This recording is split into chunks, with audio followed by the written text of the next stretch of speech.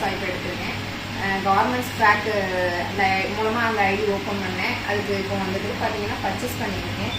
இந்த டாப்போட விலை பார்த்தீங்கன்னா ஒன்லி 150 ருபீஸ் தான். 150 ருபீஸ்க்கு நல்ல ஒரு ஒர்த்தபுளான டாப் தான் கொடுத்துருக்காங்க. இதுவும் அதே ரேட் தான். ஒரு 200 ருபீஸில் இந்த டாப்பு பர்ச்சேஸ் பண்ணியிருக்கேன். அது போக அதுக்கு மேட்சிங்காக ஒரு 4 கலரில் லெகின்ஸ் பர்ச்சேஸ் பண்ணியிருக்கேன்.